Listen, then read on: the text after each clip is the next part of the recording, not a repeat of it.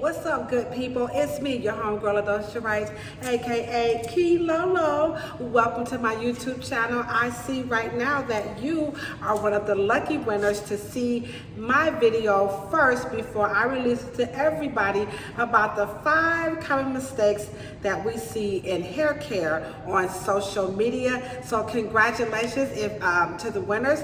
Now, if you are watching this post the winners, then you know what, you two are in for a good treat. So I'm just gonna hop right into the discussion, and I've got my little notes here to make sure I stay on point, because as you all know, I can be a little chatty Cathy, all right?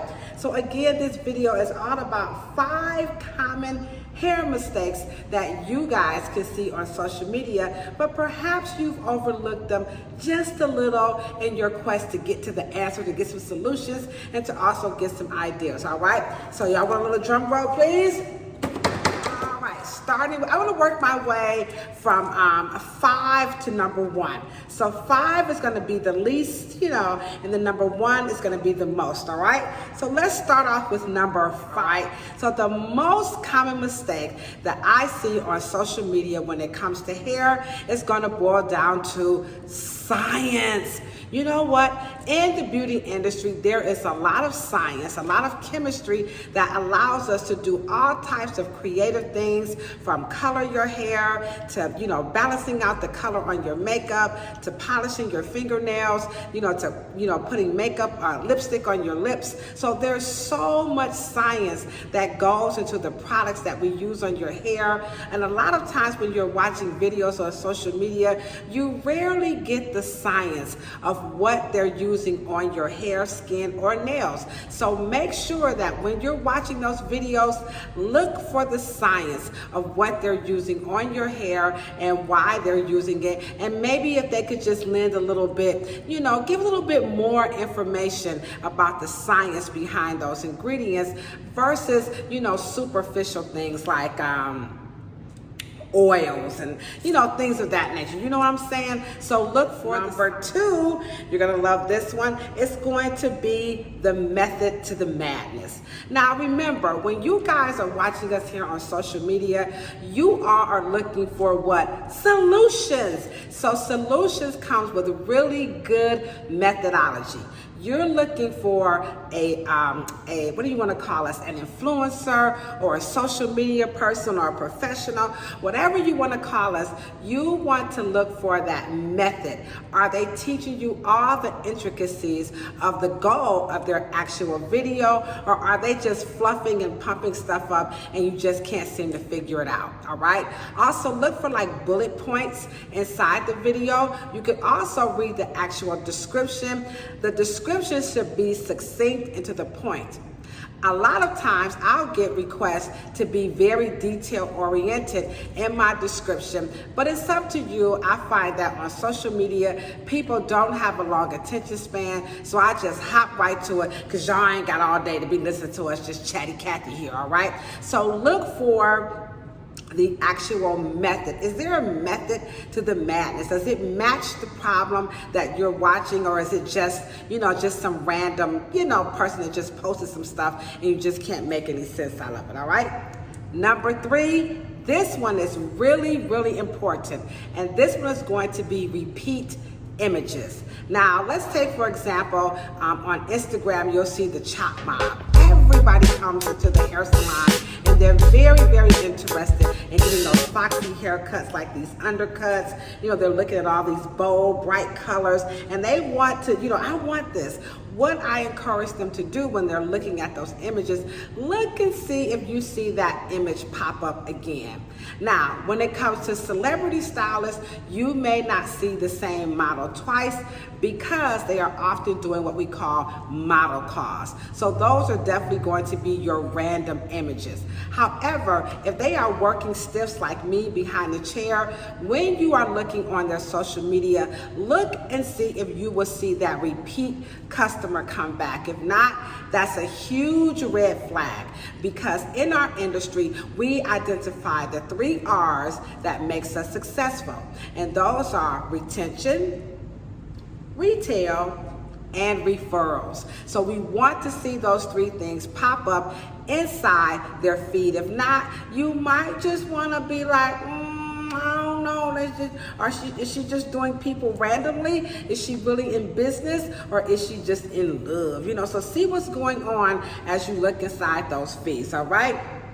Next, going to be credibility. Now this one is really, really important because credibility can range. So I'm going to give you some examples of credibility, but don't limit yourself to these. So the first thing you want to look for is when someone who appoints themselves as opposed to the industry or the field, recognizing that they put in the work to do the discipline. So here is an image, or actual, this is my Fermisi Certified Master Colorist certification. So this is going to verify, yeah, I spent 10 whole years to learn how to become a master colorist. Now, some people may not take that long, so it's going to vary from person to person, but you most certainly want to look for certification. Here's another one of my certifications. So I specialize in trichology. So, and I have my recent, there's the 2019, okay? So there I have a certification in hair and scalp disorders, okay? So you really, really, really want to make sure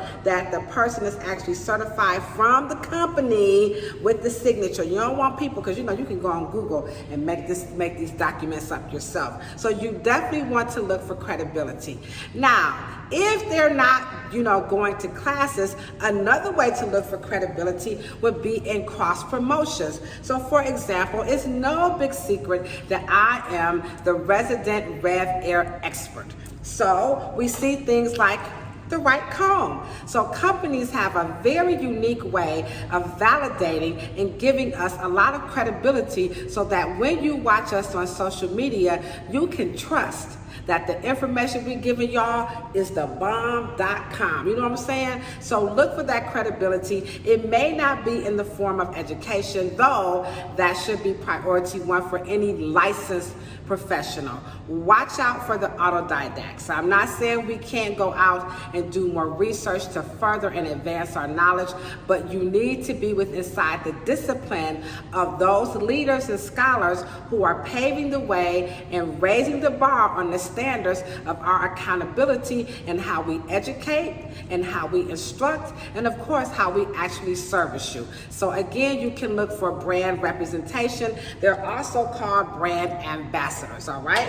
Another good way you can look for credibility is, what is their work beyond the chair? Now, as you can see, I'm a tad bit of an overachiever, but you can see here that I have books. So I'm not saying every barber, every cosmetologist who has a platform should have actual books, but books or some type of literature, something that they're giving you just a little bit more than what you're getting from behind the chair. And when they write those books, of course, you know what you want to look for, right? You know where I'm going with that. So hold on, let me get to it because it's really important. And that's going to be your sources. You don't want to be reading books from people who do not what we call source up, all right? So because opinions are good, but you guys want to make sure that the information that you're reading in our books, you should be able to go through our bibliography and you should be able to cross-reference, so that way you can make sure that what we're putting in our publications are not just a bunch of hogwash. That's number one. And then number two, it is very, very professional in all disciplines that you always give credit where credit is due. You know what I'm saying? So make sure that when you buy publications from people such as me, an indie author, that you want to look for that bibliography in the back of the book, and maybe you might recognize some people in their publications. In my publications, I actually utilize real customers, and I pay homage to, everyday stylists, so that you guys can go and look on Instagram to see, are they for real? So this is my dear friend Tina. She is an actual real person. So these are not actual stock images. These are people that I know. Even the person on the cover of my book, this is my beautiful customer, Miss Carmen. So these are the types of things that you want to look for when we talk about credibility. So it may not be in our family fancy, you know, educations and all of our certifications. It could also be in the form of a brand ambassador, and then also they can further offer you guys credibility by their literature or handouts or things of that nature. But remember the caveat, it must be sourced up. Opinions are like cell phones. Okay, don't take that back. Opinions are like social media handles. Everybody got one, okay? All right, next up, if they don't have that, how about products? Okay, another great way to look for credibility when you're looking on social media looks something like totally different.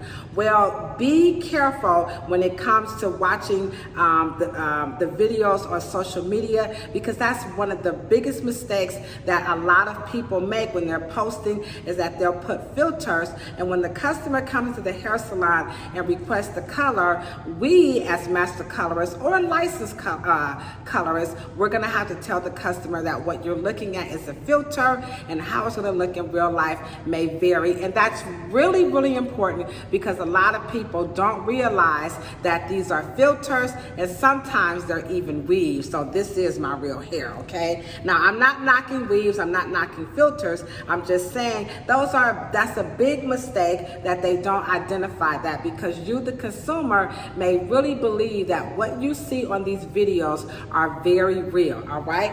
And so here is the bonus one. The bonus one is that what you're gonna look for is let's just say some type of comments from the company or the customers, okay?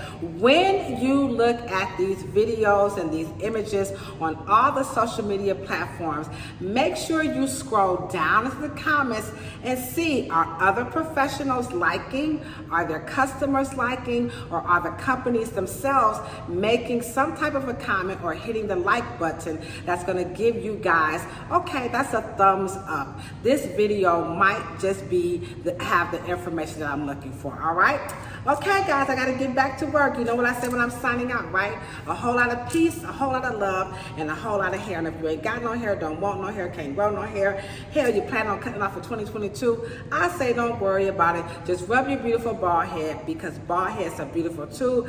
Please don't forget to hit the thumbs up button. Share this content. I know a lot of people might be looking for this type of information. Even your stylist may be like, okay, I can use some of those points. And then last but not least, don't forget my documentary.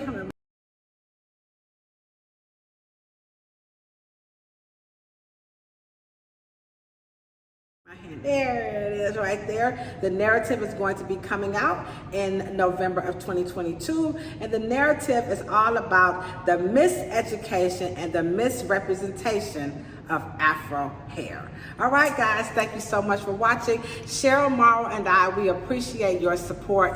Bye. Have a wonderful, wonderful day, night, evening, morning, whatever. Deuces.